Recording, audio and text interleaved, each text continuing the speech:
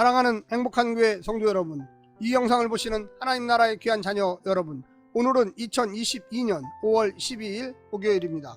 오늘 본문에서는 사무엘의 성장 기록 안에는 엘리 가문에 대한 심판 이야기가 섞여 있다는 것입니다. 이 두 이야기를 서로 대조하면서 사무엘이 이스라엘의 구원자로 선택받는 일이 정당하면서도 시급한 일이었음을 보여주기 위함입니다. 본문은 엘리의 두 아들이 회막 입구에서 섬기는 여자들과 동침했던 죄를 기록하면서 엘리 가문에 대한 하나님의 심판을 선언합니다. 하나님께서 엘리 가문을 대체할 성실한 제사장을 세우실 것입니다. 오늘 본문을 나누어 보겠습니다. 22절부터 25절 엘리 아들들의 죄와 엘리의 책망, 아들들의 죄, 엘리의 책망. 26절 사랑받는 사무엘. 27절부터 36절 여호와의 심판, 선택받은 엘리 가문, 엘리의 죄, 취소된 하나님의 선택, 가문의 멸망, 새로운 선택. 오늘 본문 사무엘상 2장 22절부터 36절까지의 말씀을 듣고 다시 오겠습니다.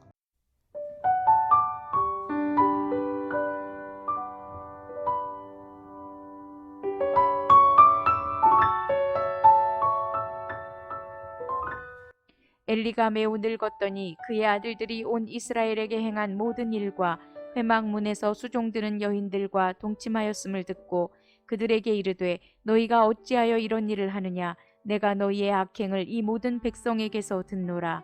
내 아들들아, 그리하지 말라. 내게 들리는 소문이 좋지 아니하니라.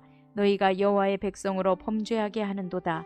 사람이 사람에게 범죄하면 하나님이 심판하시려니와 만일 사람이 여호와께 범죄하면 누가 그를 위하여 강구하겠느냐 하되 그들이 자기 아버지의 말을 듣지 아니하였으니 이는 여호와께서 그들을 죽이기로 뜻하셨음이더라. 아이 사무엘이 점점 자라매 여호와와 사람들에게 은총을 더욱 받더라. 하나님의 사람 엘리에게 와서 그에게 이르되 여호와의 말씀에 너희 조상의 집이 애굽에서 바로의 집에 속하였을 때에 내가 그들에게 나타나지 아니하였느냐. 이스라엘 모든 지파 중에서 내가 그를 택하여 내 제사장으로 삼아 그가 내 제단에 올라 분향하며 내 앞에서 에봇을 입게 하지 아니하였느냐. 이스라엘 자손이 드리는 모든 화제를 내가 내 조상의 집에 주지 아니하였느냐. 너희는 어찌하여 내가 내 처소에서 명령한 내 제물과 예물을 밟으며 내 아들들을 나보다 더 중히 여겨 내 백성 이스라엘이 드리는 가장 좋은 것으로 너희들을 살찌게 하느냐. 그러므로 이스라엘의 하나님 나 여호와가 말하노라. 내가 전에 내 집과 내 조상의 집이 내 앞에 영원히 행하리라 하였으나 이제 나 여호와가 말하노니 결단코 그렇게 하지 아니하리라. 나를 존중히 여기는 자를 내가 존중히 여기고 나를 멸시하는 자를 내가 경멸하리라. 보라, 내가 내 팔과 내 조상의 집 팔을 끊어 내 집에 노인이 하나도 없게 하는 날이 이를지라. 이스라엘에게 모든 복을 내리는 중에 너는 내 처소의 환난을 볼 것이요 내 집에 영원토록 노인이 없을 것이며 내 제단에서 내가 끊어버리지 아니할 내 사람이 내 눈을 쇠잔하게 하고 내 마음을 슬프게 할 것이요 내 집에서 출산되는 모든 자가 젊어서 죽으리라.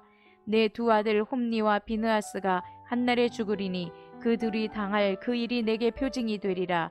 내가 나를 위하여 충실한 제사장을 일으키리니 그 사람은 내 마음 내 뜻대로 행할 것이라.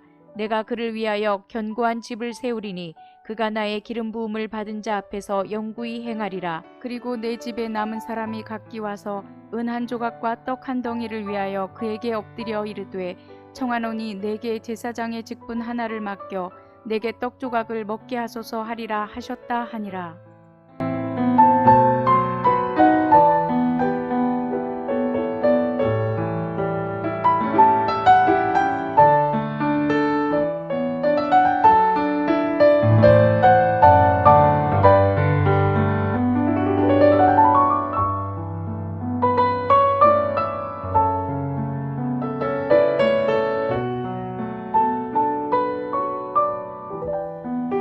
엘리 가문의 멸망은 엘리와 그의 아들들의 죄에 대한 심판으로 이루어져 있습니다.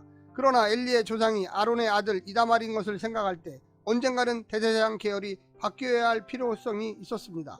아론의 직분이 그의 아들 엘르아살에게로 이어졌기 때문입니다.